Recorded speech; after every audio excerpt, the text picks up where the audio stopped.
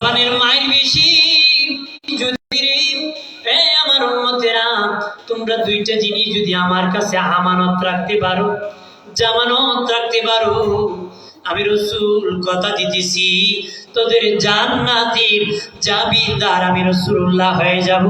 একটা হলো মুখ আর একটা হলো লজ্জাস্থান। ওই দুইটার যদি আমি রাসূলের কাছে আমানত রাখতে পারো, আমি রাসূলুল্লাহ কথা দিতেছি তোদের জান্নাতের চাবিদার আমি হয়ে যাব। এর মধ্যে বাবাজি জবান বড় দামি।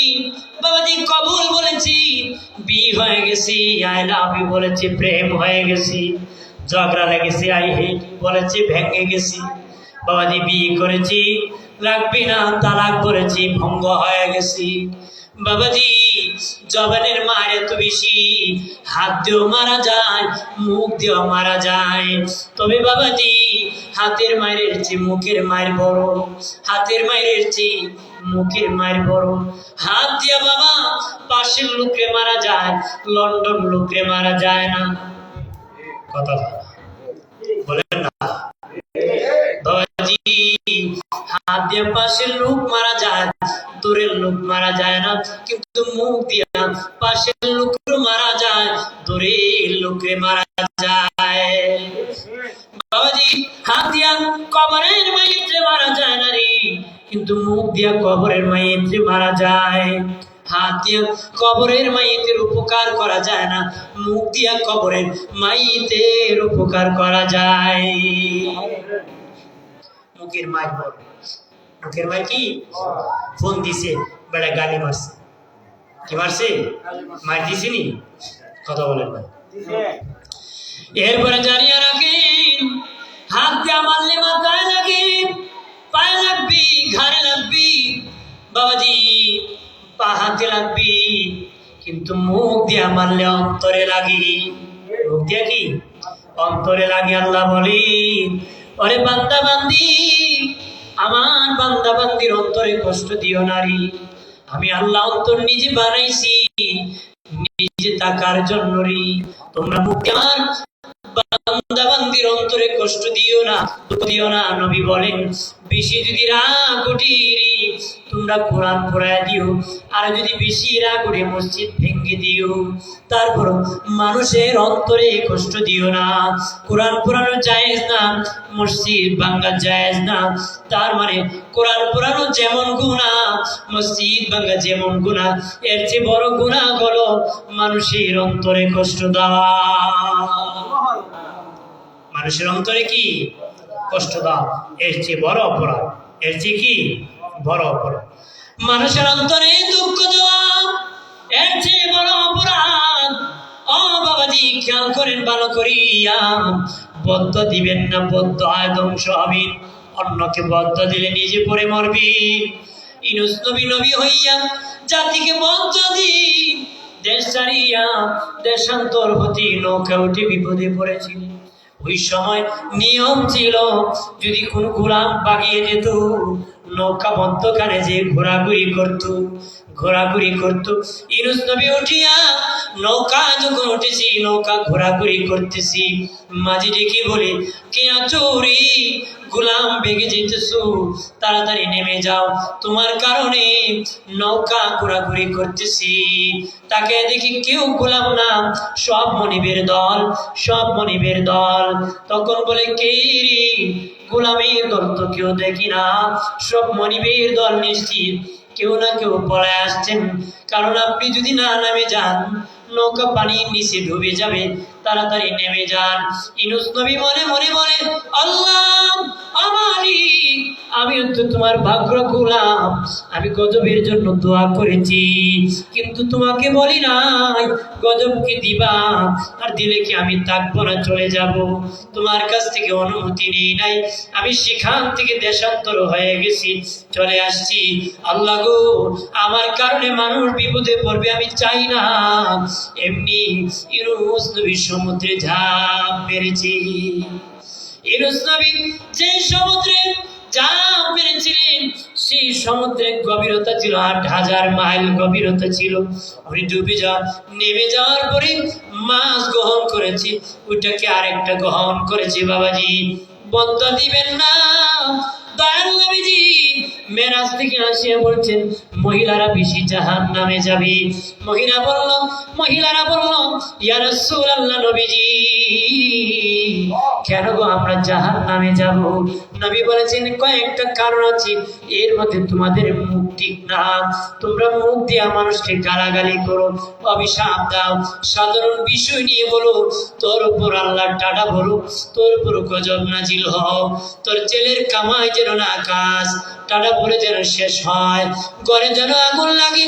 এইভাবে মহিলারা অভিশাপ করে। নবী বলে তোমাদের মুখ ঠিক না, তোমরা বেশি বেশি মানুষকে অভিশাপ করো, এই জন্য জাহান্নামে যাবে।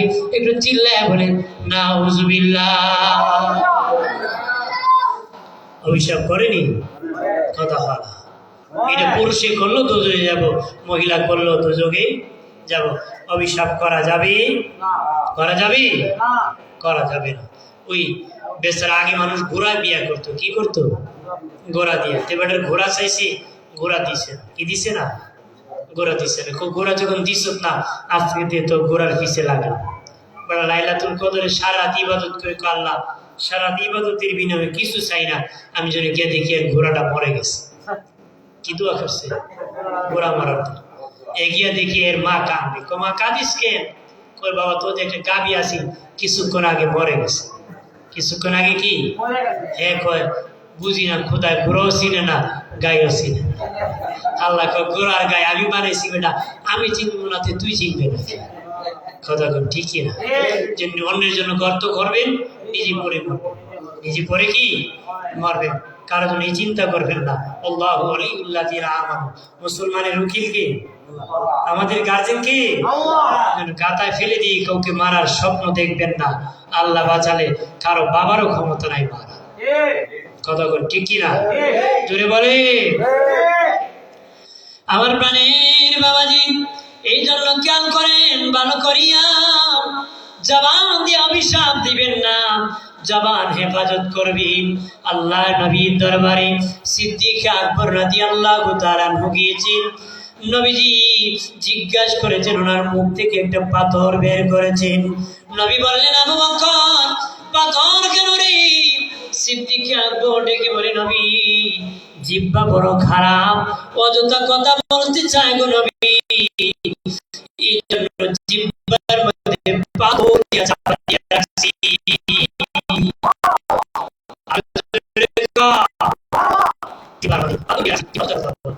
জিহ্বা অযথা কি? জিহ্বা অযথা কথা বলতে চায়, গীবত করতে চায়, বদনাম করতে চায়।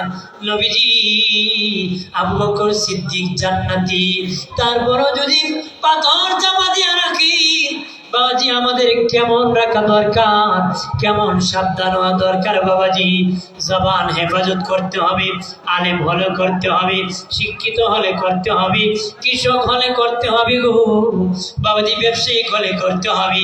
মা বোন যারা আছি ইমানদার দাবিদার, জবানের হেফাজত করি। যার জবান ঠিক, তার সম্মান আল্লাহর দরবারে ঠিক আছে। আর জোরে বলি ভাইরা আমার, খেয়াল করেন ভালো করিয়া। ওই 2 নম্বর জবান হেফাজতকারী জান্নাত তাকে ডাকাডাকি করবে, আর দরজা যে কোনো দরজায় সে প্রবেশ করতে পারবে। 3 নম্বর উলঙ্গকে বস্ত্র দানকারী। 3 নম্বর উলঙ্গকে বস্ত্র দানকারী। যার বাবা কাপড় নাই তার যে কাপড় দিবি, যার লুঙ্গি নাই তার যে লুঙ্গি দিবি, তার গেঞ্জি নাই যার গেঞ্জি দিবি, যার বাবা ঠান্ডার কম্বল নাই, লেপ নাই, তোষক নাই, আপনি যদি দিতে পারেন ওই উলঙ্গকে বাবাজি বস্ত্র যদি দিতে পারেন, আপনি দাতার জন্য আমার আল্লাহর জান্নাতের আর দরজা থেকে ডাকাডাকি হবে। আর জোরে দেননি আপনারা উলঙ্গকে বস্ত্র দেন? জীবনে বিয়ের 7টা লুঙ্গি আছে, ওই বিয়ের আরো 2টা দেয়, খাওয়া হয় না। জোরে কর না বাবাজি। খেয়াল করেন, যার গেঞ্জি আছে তার গেঞ্জির অভাব নাই, তার বাড়ি গিফট পাঠায়, উপহার পাঠায় রে বাবাজি। যার রুমাল আছে তার বাড়ি রুমাল যায়। যে ব্যক্তি রিস্কাওয়ালা হাজি সাহেব হজ থেকে আসিয়া তারে কেউ দেয় না রে। লন্ডনের বাড়ি, সৌদি আরব থাকি বিদেশির বাড়ি, ধনীর বাড়ি, বড় ব্যবসায়িকের বাড়ি, জমজমের পানি অভাব নাই, গরিবের বাড়ি নাই। কিন্তু হাজি আসিয়া গরিবের বাড়ি জমজমের পানি দেয় না, ওই ধনীর বাড়ি আবার পাঠায়। তেলের মাথায় তেল দে, যার তেল নাই তারা কেউ তেল দেয় না রে। তেলের দাম খালি বাড়ে, তেলের দাম কি বাড়ে। যার টাকা আছে হেরে দেয়, যার নাই হেরে কেউ দেয়, এর খবর কেউ রাখে। এই জন্য বলে যে বাবাজি, যারা বাবা গরিব মানুষ আছে তাদের খবর নিবিন। ঠান্ডা রজনীতি, গরম কাপড় নাই, পৌঁছায় দিবেন। ভালো একটা লুঙ্গি নাই, কিনে দিবেন। ভালো একটা পাঞ্জাবি নাই, কিনে দিবেন বাবাজি। উলঙ্গকে যারা বস্ত্র দান করবে, যার কাপড় নাই তার যে কাপড় দান করবে। নবীজি বলেছে, ওই লোকটা যখন আসলে মাটিতে দাঁড়াবে, আল্লাহর জান্নাতের দরজা থেকে প্রবেশ করো, যে কোনো দরজা দিয়ে প্রবেশ করতে পারবে। আসলে প্রাণের বাবা দীক্ষা করেন ভালো করে, অদুস্থ বুজুর্গ আরাম। 4 নম্বর বাবাজি, ক্ষুধার্তকে দ্বারা খাবার দান করে, ক্ষুধার্তকে অভাবীকে দ্বারা খাবার দিবি। যার ঘরে খাবার নাই তার যে খাবার দিবি, খাবার নাই তার যে খাবার দিবি। আমার দিনে নবী বলেন, ওই ব্যক্তির জন্য আমার আল্লাহর জান্নাত ডাকা ডাকি করবি। নিজে খায় ঘুমায়, ডেকুর দে, পাড়া প্রতিবেশীর খবর রাখে না। নবীজি 3 বার বলেছে মুমিন না, মুমিন না, মুমিন না। যে নিজে খেয়েছে, পাড়া প্রতিবেশীর খবর রাখে নাই, সে মুমিন হতে পারে না রে। জানিয়ে রাখেন এ বাবাজি, ও এলাকার মা বোনেরা, নবীজি বলেছেন, তোমরা যখন তরকারি পাকাইবা, তরকারিতে একটু ঝোল বেশি করে দিবা, তরকারিতে একটু ঝোল একটু বেশি করে দিবা। তোমার পাশের ঘরে গরিব মানুষ, ঘরে তার তরকারি না থাকতে পারে, একটা প্লেট পাঠিয়ে দিলে, অন্তত ঝোলও দিলে, সে খেয়ে জীবন বাঁচাতে পারবে। ঠিক কিনা বলে? বাঙালি বাবা ভুনা খায়, বাবাজি ঝোল খায় না। খেতে খেতে কলেরা যখন ধরেছে, ডাক্তার বলেছে পাতলা ঝোল করে খাও, তখন খায়। এর আগে জনমের খানি খায়, কথা বলেন না। এর আগে কি নিজে এমন জনমের খাবার খান, শাসনে বসিয়া বলি এত যা খেয়েছি হিসাব দিতে হবে আদালতি। জানিয়া রাখি, জমিনে যখন বেশি পানি হয় জমিন মরে যায়, জমিনে যখন বেশি পানি হয় জমিন মরে যায়। আপনি যদি বেশি খাবার খান, দিল মরে যাবে,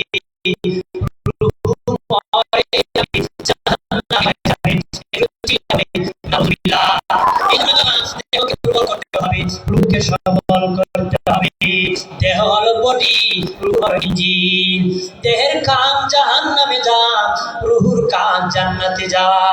গাড়ির ইঞ্জিনের কাজ রাস্তায় থাকা, বডির কাজ খালে যাওয়া। বডির কাজ কি? খালে যাওয়া। সাইকেল চালানো যত সোজা, রিক্সা চালানো এত সোজা, কথা বলেন না। দেখেন উঠা কোনাকুনি দৌড় মারবো, ঠিক কিনা? কইতে পারেন 2 চাক্কা ভারী, 4 চাক্কা পারবো না কেন? উঠে দেখবেন, টানটা দিবেন, কোনাকুনি এক দূরে খালো যাবে। কারণ ইঞ্জিন বডির কামই খালো যাওয়া। বডির কাজ কি? খালে যাওয়া। ইঞ্জিনের কাজ কি? রাস্তায় থাকা। ঠিক আমাদের দেহের কাজ দুজুকি বানিয়ে দেওয়া, রুহুর কাজ জান্নাতি বানিয়ে দেওয়া। এই জন্য রুহুটাকে আল্লাহ রাসূলের আন্ডারে নিতে হবে আর খাটাতে হবে। দেহ সবল বানানো যাবে না। খাবার খাবেন বাবাজি, কতটুকু খাবেন? যতটুক দরকার এতটুক খাবেন। নবীজি বলেন বেঈমানে খায় 7 পেট, ইমানদারে খায় 1 পেট। বেঈমানে খায় 7 পেট, ইমানদারে খায় 1 পেট।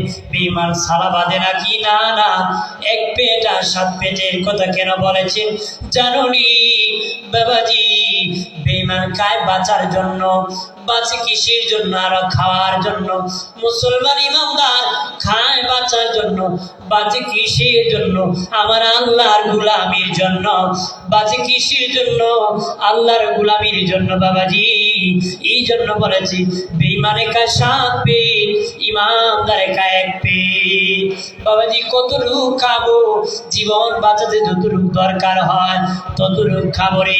খলিফাতুল মুসলিমিন আমিরুল মুমিনিন ওমর ইবনুল খাত্তাব রাদিয়াল্লাহু তাআলা আনহু বাবা জয়তুনের তেল দিয়ে রুটি খেতেন, গোশত দিয়ে উনি কোনোদিন রুটি খান না। তখন সাহাবায়ে কেরাম ওনার মেয়েকে বললেন, মা আপনি তো নবীর বিবি হযরতে হাফসা রাদিয়াল্লাহু তাআলা আনহাকে বললেন আমাদের ভয় হয় খলিফার কাছে গোশত খাওয়ার কথা বলতি, খলিফা না জানি মেজাজ গরম করতে পারে, রাগ করে আঘাত করতে পারে, কারণ বলতে আমরা সাহস করতে পারি না। আপনি তো মেয়েও আর আল্লাহর নবীর বিবি, সম্মানী, আপনার বাবা আপনার সাথে রাগ করবেন না। একটু আমাদের আমিরুল মুমিনিন খলিফাতুল মুসলিমিন ওমর ইবনুল খাত্তাবকে বলবে এখন গোশতের অভাব নাই, একটু গোশত দি রুটি খাইতেন। উনি জৈতুনের তেল দিয়ে রুটি খাইতে খাইতে দেহ শুকায় যেতেছি। আম্মা জান হযরত হাফসা রাদিয়াল্লাহু তাআলা আনহা দৌড়ে বলেন, আব্বাজি এখন গোশতের অভাব নাই, একটু রুটি দিয়া গোশত দিয়া খা। আমিরুল মুমিনিন খলিফাতুল মুসলিমিন দা দা করে চোখের পানি ছাড়িয়া কয়, মা আর কেউ বলতো আমি সহ্য করতে পারতাম রে মা, তুমি নবীর বিবি হইয়া কেমনে আমাকে গোশত খাওয়ার কথা বললা রে? আমার মেয়ে হাফসা নবীজি জয়তুনের তেল দিয়ে রুটি খেয়েছি আর আমি কি গোশত দিয়া খেতে পারি নাকি? আমার নবী খেয়েছে আমিও খাবো, মরে যায় অসুবিধা নাই। আর যদি বলি আমার প্রাণের বাবাজি খেয়াল করেন ভালোভাবে বাবাজি, আগে মানুষ এক ঘরের তরকারি আর এক ঘরে নিত, একজনের স্যান্ডেল আর একজন পরতো, একজনের টুপি আর একজন লাগাতো, একজনের পাঞ্জাবি আর একজন পরতো বাবা। এক ঘরের খাবার আর এক ঘরে যেত, বাড়ির ওই মাথা পর্যন্ত চলে যেত। এত হিংসা এসে গেছি, মানুষের ভিতরে তো খারাপ হয়ে গেছি, বাবার ছেলে পর্যন্ত খেতে পারে না রে। খেতে পারে? আগে মানুষ এক কোয়ার পানি 3 কাপ মিলে খাইতো বাবা, মারামারি ছিল না রে। এখন এক টিউবওয়েলের পানি বাবা ছেলে খেতে পারে না, বাবা কোর্টে মামলা করে, ছেলে আবার মামলা করে। কথা বলেন না? এত হিংসা এসে গেছি, চরিত্র এত খারাপ হয়ে গেছে, আমরা মানুষ হতে পারি না। আল্লাহ বলেন আর রহমান আল্লামাল কুরআন খালাকাল ইনসান, দয়াল আল্লাহ কোরআন শিখায়া মানুষ বানাইছি। আল্লাহ বলতে পারতো মানুষ বানায়া কোরআন শিখাইছি, আমরা আল্লাহ বলেন কোরআন শিখায়া মানুষ বানাইছে। বাবাজি যদি কোরআন শিখে নেন তাহলে বাবা মানুষ হয়ে যাবে। ওই মানুষ নিজে বাবা খাবারকে নাক ডাকায় ঘুমাবে না, পাড়া প্রতিবেশীর খবর রাখবে। রাখবে কি না? দরকার আছে কি না? না খায়া খালি ফাজাইবেন, বেটা খাইতে খাইতে ফের ভাসটি মারে দিচ্ছে। কতক্ষণ ঠিক কি না? আছে কি না? ওই জন্য কে খেয়ে আছে না খেয়ে আছে খবর রাখতে হবে। খবর কি রাখতে হবে, নতুবা ধরা খাবে, নতুবা কি? দয়াল নবী এতিমকে কেমন আদর করতেন, এতিমকে নবী ভালোবাসতেন। আমরা এতিম দেখলে তারা এতিমের মাল লুণ্ঠন করে, আত্মসাৎ করে, এতিমের মাল দখল করে। বাবাজি দয়াল নবীজি ঈদের দিন নবীজি নামাজ পড়ানোর জন্য রওনা হয়েছে। দেখেন রাস্তা নদী, ছোট্ট একটা বাচ্চা কান্না করতেছি। নবী বলেন বাবা তোমার পরিচয় কি? সে বাচ্চা বলে আপনার কেন রে, কার কাছে বলবা? সে বলে মুহাম্মদ নামের নবীর কাছে বলবো। আমার মা বলেছে ওই নবী নাকি অনেক দরদি। আমি তো ওই নবীর জন্য অপেক্ষা করতেছি। নবীজি বললেন বাবা আমি সেই নবী। আল্লাহু আকবার বলেন না। তখন এই বাচ্চাটি কি বলে, নবী আমার বাবা নাই, আমি এতিম। ঈদের দিন মানুষ নতুন জামা পরে ঈদগাহ যেতেছে, নবীজি আমার জামা নাই, কান্না করেছি মায়ের কাছে। মা ডেকে বলে বাবা তুমি, তোমার বাবা নাই, আমি জামা কাপড় পাইবো কই? এই যুগে সবচেয়ে দরদি মুহাম্মদ সাল্লাল্লাহু আলাইহি ওয়াসাল্লাম। তুমি রাস্তায় দাঁড়িয়ে থাকো, ওই নবী তোমার পাশে আসবি, জিজ্ঞাসা করবি নবী কি বলিও, ওই নবী তোমার জন্য ব্যবস্থা করবি।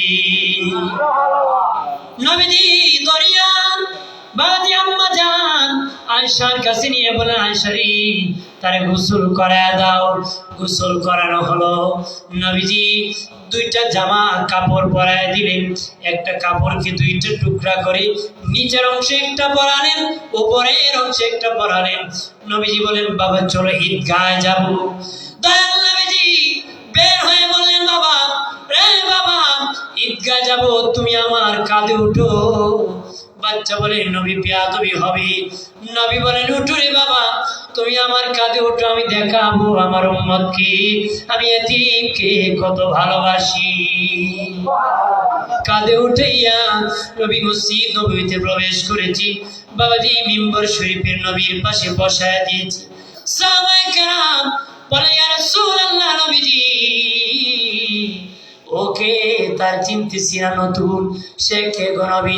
নবী বলেন সে আমার মতন এতিম, আমি এতিমদেরকে কত ভালোবাসি।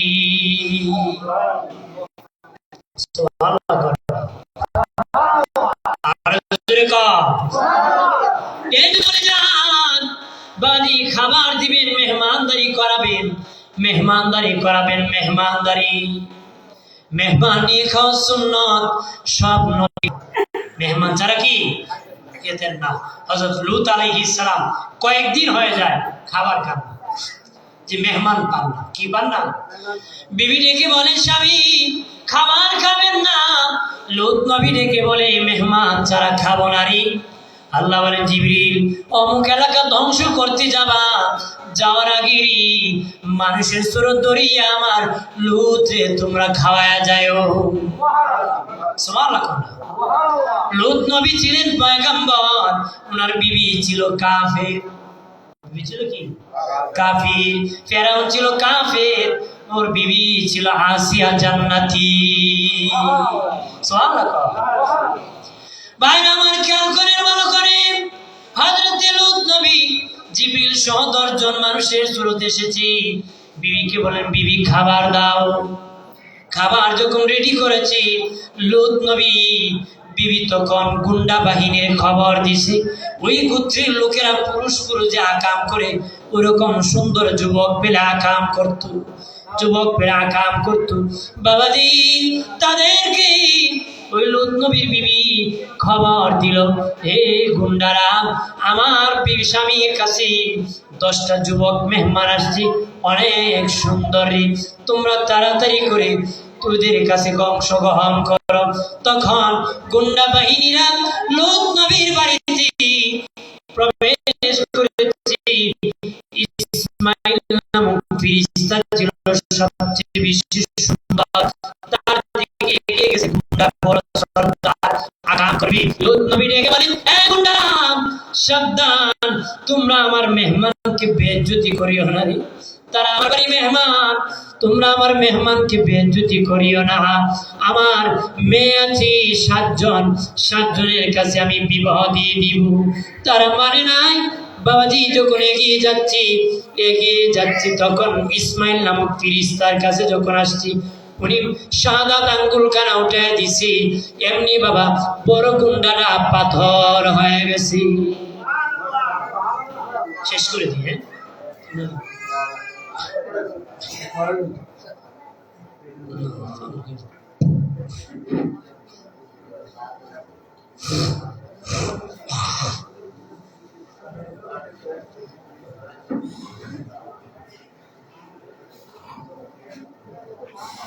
বলছে কি সবাই কথা বলা বন্ধ করুন। কথা বলে তো বুঝি যে আমার মাইক স্যারের কথা বলতেছে, কারণ একজন যখন কথা বলে আমি বলি যে বিরক্ত বোধ করতেছে তাড়াতাড়ি আপনার স্যার, তখন আমার তো মানে মাইন্ড প্রতি আমি যদি মানুষ বলে যে অতিরিক্ত করে ফেলছে ওই সমস্যা। আপনার যে এই জন্য আপনার সবাই স্টপ থাকে, আমি আমার সম্মতি ছেড়ে দিই। আপনার যখন কথা বলেন তো আমি বুঝবো আমার বাজে বিরক্ত হতেছে, আমার তাড়াতাড়ি ফলে আমার যাইতে আমি 2 মিনিট কম বলে আমার ভালো, প্রতিদিন কথা বলি কি যেন আপনারা কয়েক মিনিট আমাকে একটু সময় দেন। আমার প্রাণীর বাবাজি লুত নবী ডেকে বললেন, রে গুন্ডারা, আমার মেয়ে আছে, বিবাহ দিব, আমার মেহমানকে বেজ্জতি করে আনারে। তখন ফিরিস্তার দিকে এগিয়ে যখন গেছি, উনি শাহাদাত আঙ্গুলে এইভাবে নাড়াচাড়া করেছি, গুন্ডা পাথর হয়ে গেছি। বাকি গুন্ডা বাহিনী পলায় গেছি, লাঠি নিয়ে এগিয়ে যাচ্ছি, আক্রমণ করবি। লূত নবী বলেন, তোমাদেরকে আক্রমণ করবে মেহমান। তখন সর্দার ছিলেন জিবরিল আলাইহিস সালাম। জিবরিল আলাইহিস সালাম বলেন, নবী চিন্তিত হবেন না, আমরা দুনিয়ার কোনো মানুষ না, আমরা আল্লাহর ফেরেশতা, তারা কোনো কিছু করতে পারবে না। বাবাজি এইভাবেই পয়গম্বরগণ মেহমান ছাড়া খেতেন না, মেহমান নিয়ে খাওয়া সব নবীর সুন্নাত। জোরে কর না সুবহানাল্লাহ। মেহমান নিয়ে খাওয়া সব নবীর সুন্নাত। আমাদের তো মেহমান আসলে কয় এই দিনও থাকেন নাই, আজকে ভাবে বোঝা যায় থাকবেন না, আরেকদিন আলে ছাড়বো না। একদিন আলে কি কয় এই দিনও থাকছেন না, আজকে কোনো তালুয়া থাকবে, আরেকদিন এলে ছাড়তাম না, মানে আজকে বিদায়। আজকে কি বিদায় দিয়ে দিচ্ছে। এ হলো মেহমানের কথা, এ হলো কি মেহমানের কথা। 3 দিন মেহমানদারি করানো কি সুন্নাত। 3 দিন মেহমানদারি করানো কি 3 দিন মেহমানদারি করা সুন্নাত বাবা। তবে যারা মেহমানদারি করেন বারান্দায় বসে বসে 3 দিন গনিয়েন না, তার পাখির ঘরেরও খবর রাখেন, এখানে আবার টানা পড়ে ঠিক না। খালি 3 দিন সুন্নত গনিয়েন না, এবার খাওয়াইতে পারবো নি, এটাও গন্তব্য। পাখির ঘরে যে টানা পড়ে যায় আপনারা খাওয়াবো কেমনি, কথা ঠিক কিনা। এই জন্য মেহমান দিলে রাগ করবেন নাকি, মেহমান দিলে গুসা করবে। নবীজি বলেন, মেহমান যখন বাড়িতে আসি, মেহমানের রিজিক নিয়ে আসি, মেহমানের রিজিক নিয়ে আসি। এলাকার মা বোনেরা মাদ্রাসা ছাত্রদের খাওয়াও, এটা তার রিজিক নিয়ে তোমার কেমন করে খাও। আল্লাহর পক্ষ থেকে রিজিক এসেছে, তোমার রিজিক থেকে নয়, তার রিজিক তোমার ঘরে আমার আল্লাহ বরকত দান করেছে। একটা মানুষ পৃথিবীতে পাঠানো 40 বছর আগে আমার আল্লাহ রিজিকের ব্যবস্থা করে। আল্লাহকে আমি মানুষ বানাইছি, তার প্রয়োজন মিটে দিয়েছি, তার কি লাগবে সব ব্যবস্থা করে দিই। পৃথিবীতে যার 40 বছর আগে আমি ব্যবস্থা করেছি। আমরা ছেলে হোক মেয়ে হোক 2টি সন্তান যথেষ্ট, একটু হইলে বাবা, কথা বলেন না। গুরুত্বপূর্ণ জায়গার মধ্যে ঠিক না। ছেলে হোক মেয়ে হোক 1টি সন্তান যথেষ্ট, না হইলে বালা, না হইলে কি বালা। এর ভেতরে আস্তে আস্তে কমাই ফিরবো না, এরপরে করবো না হইলে বালা, বিয়া না দিলে আরো বালা নাকি। ইহুদি নাসারা বেশি হয় ওইভাবে আনতে আন, এইভাবে কি আস্তে আস্তে আনতে হবে। তো এটাই সিস্টেম, এটা কি আস্তে আস্তে আসবে। ওরা বলে খাও কি বাচ্চাদের হবে, তোমার বাবারে কে খাওয়াইছিল, কথা ঠিকই না। খাওয়াইছো 6 ছেলে খাওয়াইছিল, তার 1 বাচ্চা মানুষ বানানোর জন্য সে আর 2টা নিছে, কথা ঠিক না। বেটা সারা 6 বাচ্চা মানুষ হয়েছে, এর একটা গাঞ্জাখোর হয়ে গেছে, আছে কি না, বাবাখোর হয়ে গেছে।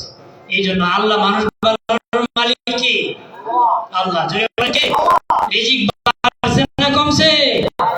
কথা আগে একের জমিতে কয় মান দাবি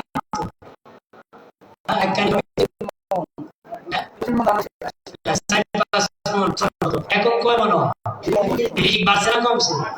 আগে বিয়ে কোম্পানি এখন গরু আর কত ঠিকই যদি বলে রিজিক বাড়ছে না কমছে?